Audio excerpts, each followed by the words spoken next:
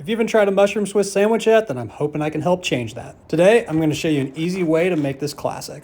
Let's dive in. I started by melting a piece of red pepper compound butter, but feel free to use regular butter if that's what you got at the house. After that, I spent a few minutes sauteing some onions until they were tender. Then I added in some rosemary to add some herbal flavor to the dish. Next, I added a whole container of mushrooms along with a few more pats of butter. At this step, we have two main objectives. We want to make sure that butter gets nice and melted, and we want to make sure that those mushrooms get nice and tender. After that, it's time to add in our flour. We want to make sure that we mix that up until all the vegetables are well coated. Then it's time to add in our liquids. We're going to get a little bit of wine as well as beef broth. Mix that up for a few minutes before adding in our heavy cream to give this some thickness. We're going to allow that to cook down before we set it aside to get to the beef. So we're going to season up the griddle with a little bit of oil, throw our shaved beef on, season it up, and cook until that beef is brown.